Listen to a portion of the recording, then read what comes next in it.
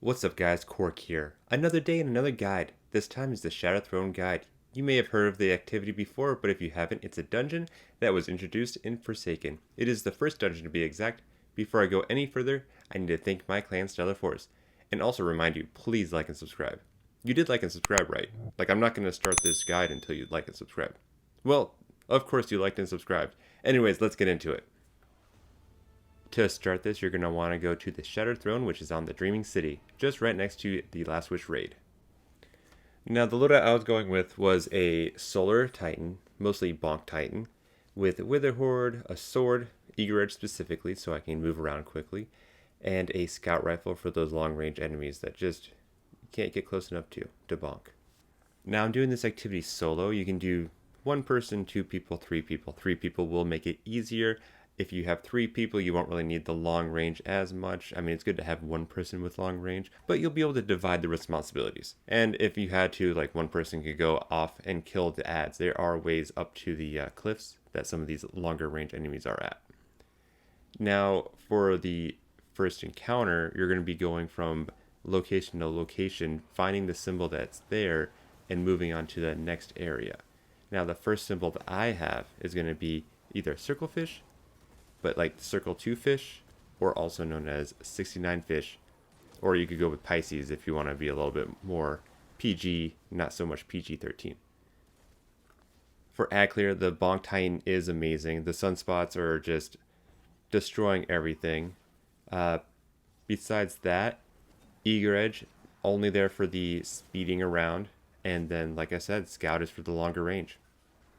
If this is like your team's first time, you could have a loadout of, like, let's say a Warlock with a Well, a Titan with either Thunder Crash or pretty much anything, Strand if you really wanted to, and then a Hunter Tether for the keeping on the ad control. Because those ads, I mean, they're pretty weak ads. You can pretty much hit them all with a single melee and they'll die, but you can also get away with spawning a bunch of orbs off of them. Why not? Why not just be overpowered in this older dungeon? There are some little secrets in this dungeon. You have, let's say, Wish Dragon eggs, which you get after you get Wish Ender. Wish Ender is the bow tied to the dungeon. I'm not going to be showing how to get that. There's also, let's say, if you use tinctures, you can see some other crazy things like some extra chests. There are even bounties associated with taking some Queen's Foil with those tinctures and killing certain ads. But yeah, this is the first dungeon. Enjoy yourself while you're here. And the best method I found for clearing out the first section when not knowing what to do is just fumble around until you see something on your radar. I know it seems a little daunting sometimes, but if it's your first time, you could also use the map that I'll have in the description down below if you don't feel like fumbling around in the dark. But otherwise, fumbling around, using your radar, telling your teammates, hey, ads are over here, can be a great way of getting this done and actually having some fun. This dungeon does not have places to place rally banners, so heavy ammo and special ammo are commodities that you need to be mindful of.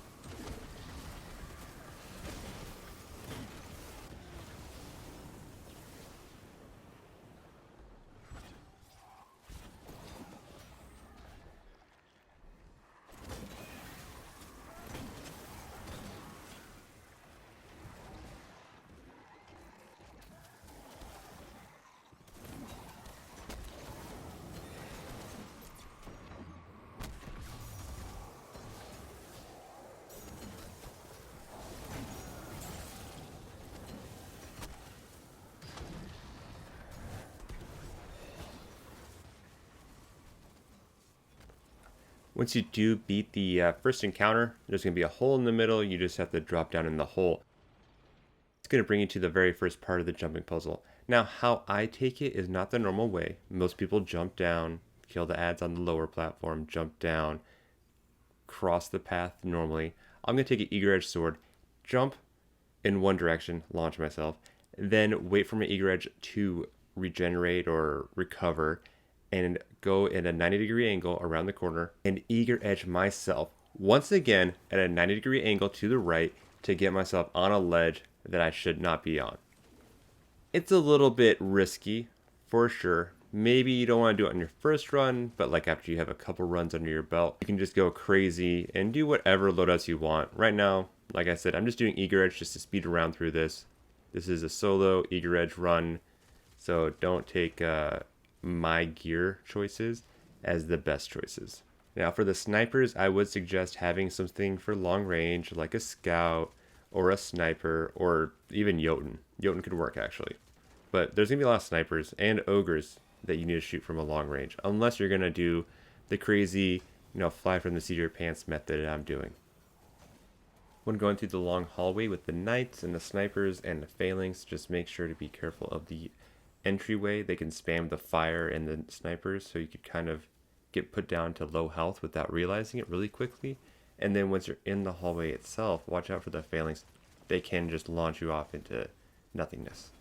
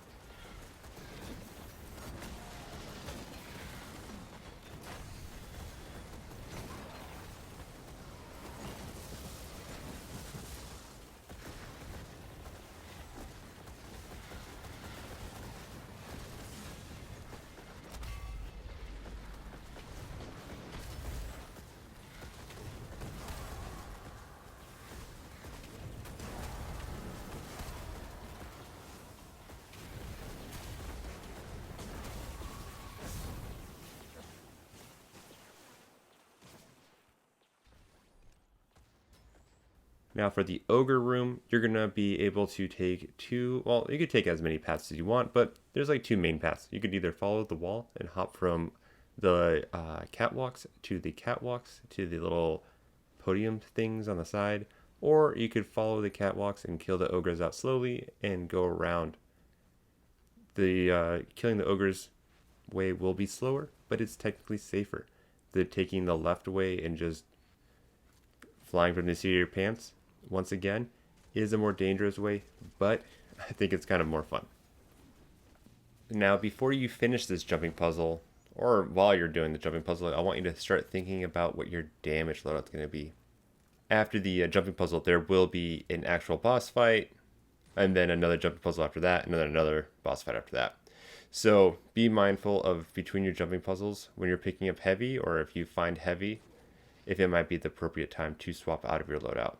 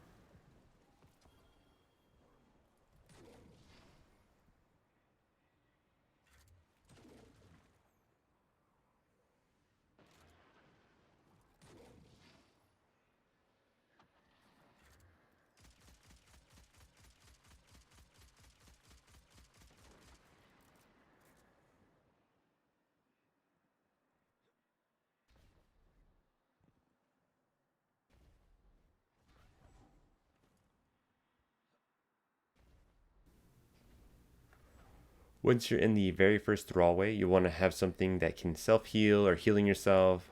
The melee healing helps out a lot. Healing nades can help out a lot. Healing rifts, wells, pretty much anything that can heal you. Rat King, invisibility helps too. Pretty much, there's gonna be all these ads. You're gonna be slowed. It's gonna be a no heal zone. So anything that can add some health to you or make you a little bit tankier or invisible to the enemies is a benefit.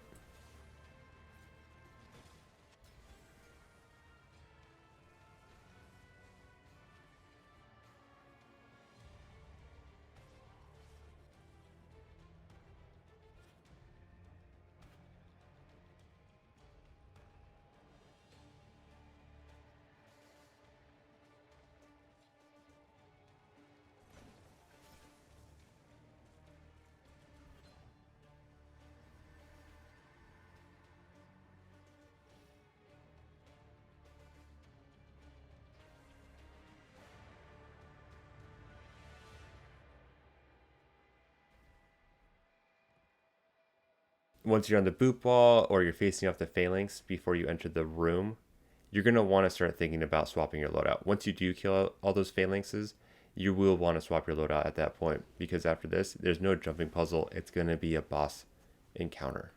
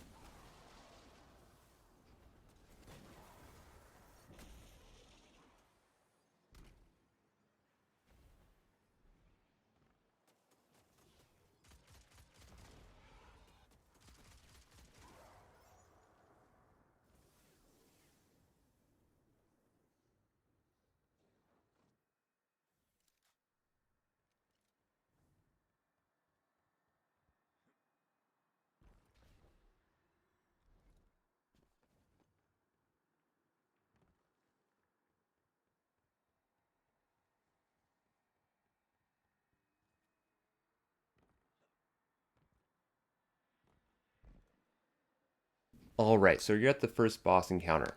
So this would be the second encounter. It's got a giant taken ogre in the middle, and there's going to be taken wizards throughout the map. There's going to be 4 taken wizards to be exact, and you need to kill all 4 of them and pick up their buffs. Their buffs are called the Petition's Mark, and they have a timer. You need to have a times 4 of it to do damage to the boss. You'll be dunking those on one of the platforms, and if Petitioner's Mark, goes down to 0, then you die. So pretty much the name of the game is get the buff, bank it before you die. My best options for damage are, you could do a linear. Unfortunately, linears did get nerfed recently. I'm running a linear here, testing it out. Rockets are great, but then there's a chance of blowing yourself up. There are some great exotics like Thunderlord, Leviathan's Breath, and many more. There's 2 methods of getting through this encounter. One method is kill the ads and then kill the wizards. The other method is kill the wizards as quickly as possible with the ads and go around. And then you could do a mix of the 2. Just play it by how comfortable you are. If you're trying to do this with a team, generally the team will split up a little bit, or maybe all 3 of you guys go together. If you go all together, then it's more easier to survive and have one person pick it up, so that one person is not having their timer count down and they can't pick up the buff. If you're doing it solo, you can follow what I'm doing. I don't think it's the most optimal. A better method would definitely be to use rockets if you wanted to try one phasing the boss. Otherwise, whatever you feel comfortable with. While you're fighting the boss, some of the big things that you need to watch out for is that the boss is a taken ogre, and those taken ogre blasts do push you. So sometimes you can get pinned down to a wall, and the ads will be shooting you and the taken ogre will be shooting you. So that's why I run a healing nade pretty much at all times. If you don't have healing, there are some small podiums around the corners, on the four corners, that you can use for cover. They are the better option after you've killed some of the ads, at least on one side. Once you do defeat the boss, you'll be on to the next encounter. Unfortunately, I had no heavy ammo, so I was all out of luck getting a sword. So I just decided to keep running and make the best of it without Eager Edge.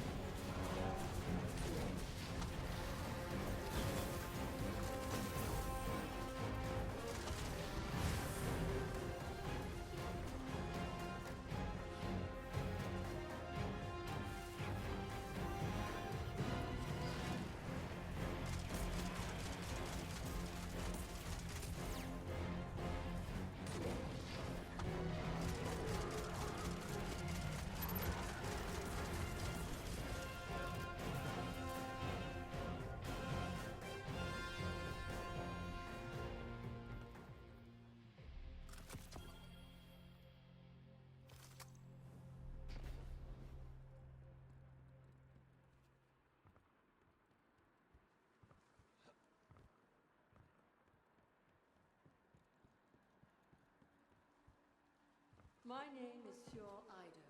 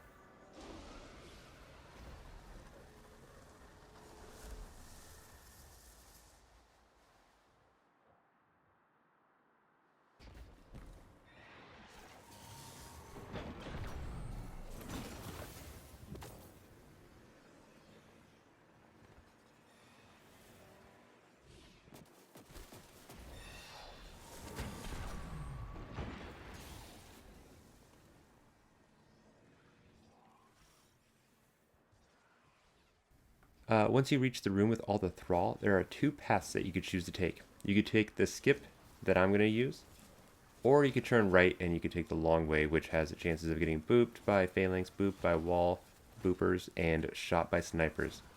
I chose a shortcut just because it's literally like a little inconvenient to get up there, but once you're up there, you can make the jump without a sword, and it's pretty safe.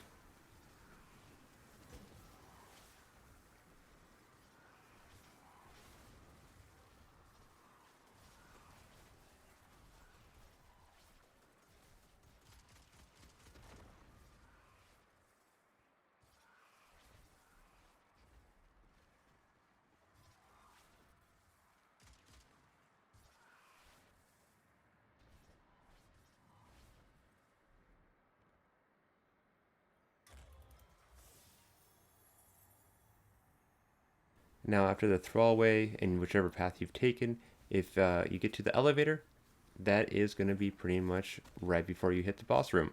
So, if there is any chance of getting more heavy ammo, this is your last chance before getting there because, as always, there's no rally banners here. Now, once you get to the top after the elevators, you're going to have the 3 Axeman and the giant wizard guy.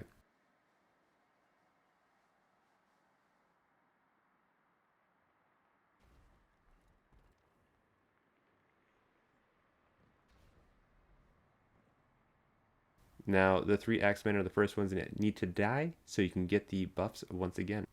The buff this time is called Finite Thought, and once again, if it hits 0, you die. The multiplier on it determines how much damage you do, so you want a ×3 multiplier to damage the wizard in the back. If you're unable to one phase, then you need to stand on the podium in the middle to take away the Finite Thought, and it will start the encounter over, giving you the 3 Axeman again, and you have to kill those guys again, get the buff, and kill the wizard. In between the phases, a giant crystal will appear that you would want to damage to be able to continue damaging the wizard. I did this solo. I got the one phase done. If you have, gotten some ammo beforehand, or if you're doing this from a checkpoint, you should be safe. If you're doing this solo, then you should have prepared well ahead of time to get ready for this. Looking at my damage, I could have popped my super, since I had Roaring Flames ×3 and done even more damage, and then used my linear to be safer, or I should have swapped and gotten a rocket out to really do serious damage. I mean, it could have been way better, but I got the one phase done. Thank you everybody for joining me today. Please like and subscribe for more. I don't have the Wish Ender guide today. I don't plan on actually making it. So if you're looking for Wish Ender, you're going to have to go somewhere else. But I do have raid guides. If this is your first dungeon, please put in the comments down below if you found this helpful. And thank you. Love you. Please like and subscribe down below for more. Alright, bye.